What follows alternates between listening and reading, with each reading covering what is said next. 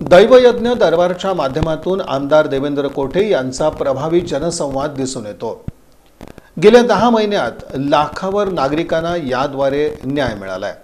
पाहूयात याविषयीचा हा विशेष वृत्तांत। स्वर्गीय विष्णुपंत तात्या कोठे यांचं मार्गदर्शन तसंच सामाजिक कार्यातून आपली स्वतंत्र ओळख निर्माण करणाऱ्या आमदार देवेंद्र कोठे यांनी याआधी नगरसेवक म्हणून आपली कार्यपद्धती दाखवून देताना लोकसंवाद आणि लोकसहभाग यावर भर देत स्मार्ट प्रभागाचं उद्दिष्ट प्रत्यक्षात उतरवून दाखवलं।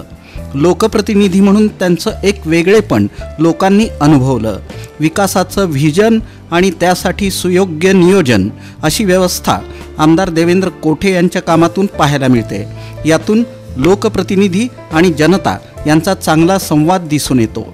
आज आमदार म्हणून कार्यरत असताना सुरुवातीपासूनच देवेंद्र कोठे यांनी लोकांचे प्रश्न, त्यांचं निराकरण आणि महत्त्वाचं म्हणजे जनसंवाद याची चांगली सांगड घातली। कुठल्याही प्रसंगात धावून जाणारे आमदार देवेंद्र कोठे आपण पाहतो। असं असलं तरी शहर मध्यसारखा एक मोठा मतदारसंघ, इथले प्रश्न वेगवेगळे, यासाठी आमदार देवेंद्र कोठे यांनी शहराच्या मध्यवर्ती भागात अर्थात मेकॅनिक चौक इथं संपर्क कार्यालय उभारलं। नुसतं कार्यालय उभारलं नाही तर इथं लोकांच्या समस्यांच्या निराकरणासाठीची सुसज्ज व्यवस्था उभारली। स्वतः आमदार देवेंद्र कोठे इथं लोकांसाठी उपस्थित असतात।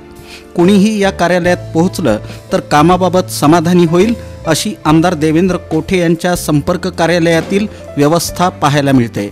अशा या आमदार देवेंद्र कोठे यांच्या संपर्क कार्यालयातील दैवयज्ञ दरबार लोकांसाठी मोठा आधार ठरतोय। लोकांचे वेगवेगळ्या विषयांचे प्रश्न असतात। अशावेळी नेमकं जायचं कुठं, प्रशासन यंत्रणेकडून कधी दाद मिळत नाही। अशावेळी मग करायचं काय?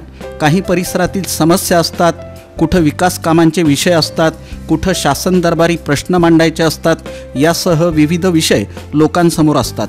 नेमक्या या विषयांचं निराकरण आमदार देवेंद्र कोठे यांच्या उपस्थितीत दैवयज्ञ दरबाराच्या माध्यमातून आज मार्गी लागताना दिसतात। जागेवरच फैसला होत असल्यानं हा दैवयज्ञ दरबार लोकांसाठी, मतदारसंघातील जनतेसाठी मोठा आधार ठरताना दिसतो आहे।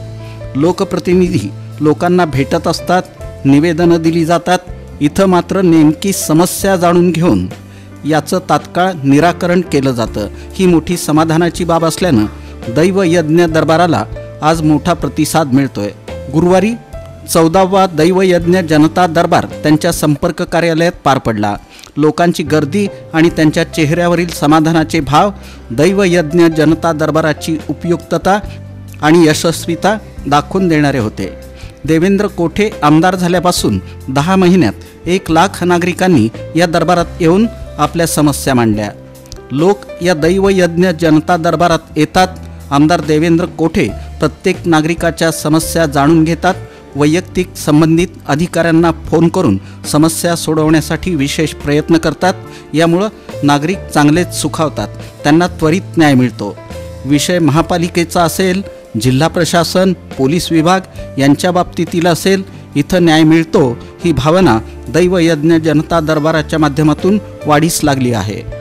युवा आमदार अशी ओळख असणाऱ्या देवेंद्र कोठे यांनी आपल्या कार्यातून लोकसंवादाचं व्यापक असं दालन एक लोकप्रतिनिधी या नात्यानं निर्माण करून दिलंय।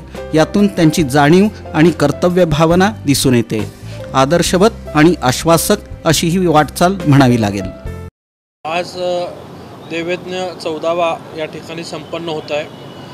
सोलापूर शहरातील सर्वच नागरिक, काही प्रमाणात ग्रामीण भागातून सुद्धा नागरिक ह्या दैवयज्ञाला येत आहेत। त्याचं कारण म्हणजे वर्तमानपत्र असतील किंवा सोशल मीडियाच्या माध्यमातून दैवयज्ञ कशा पद्धतीने चालतो हे लोकांपर्यंत पोचत असल्यामुळे आपली कामं इथे होतात किंवा काही लोकांना वाटतं किमान लोकप्रतिनिधी आमच्या समस्या ऐकून तरी घेतात, ही एक सकारात्मक भावना नागरिकांमध्ये असल्यामुळे लोक या ठिकाणी आवर्जून येतात। मागील 2-3 दैवयज्ञाला आपण इथे कार्यपद्धतीसुद्धा थोडीशी बदल करून सुधारणा केलेली आहे। नागरिकांसाठी टोकन पद्धत ठेवलेली आहे। प्रत्येक आलेल्या नागरिकांचा फॉलोअप घेण्यासाठी आपल्या ऑफिसचा एक प्रतिनिधी आपण त्याच्यावरती जबाबदारी देतो आहे। जेणेकरून आलेले कामंसुद्धा कमी कालावधीत पूर्ण होण्यासाठी आपण स्वतः त्यासाठी प्रयत्नशील आहोत। महापालिका असेल, जिल्हा प्रशासन असेल, पोलीस विभाग असतील, कृषीच्या बाबतीत असतात, काही दवाखान्यांच्या बाबतीत असतात, काही व्यक्तिगत अडचणी त्या कुटुंबाला आल्यानंतरनं त्या संदर्भातल्या तक्रारी घेऊन नागरिक या ठिकाणी येत असतात। त्या विभागांच्या प्रमुखाला काही मंत्रालय स्तरावरती मंत्र्यांकडे कामं असतात, याच्यासाठी आपण पत्र देणं असेल किंवा स्वतः फोन करणं असेल प्रयत्न करतो। अनेक कामं विकास कामांच्या बाबतीत आल्यानंतरनं त्या कामांना आज जवळपास वर्षभरात बऱ्याच लोकांचे कामं मार्गी लागल्यामुळं तिथं प्रत्यक्षात चालू झालेला विकास काम बघून इतर लोकसुद्धा त्यांच्याकडून माहिती घेऊन आता आपल्यापर्यंत पोहोचत आहेत की बाबा आम्ही देवेंद्रला गेल्यानंतरनं पाठपुरावून हा काम मार्गी लागला, असे एक सकारात्मक वातावरण या ठिकाणी आणि यातनं लोकांची कामं मार्गी लागली।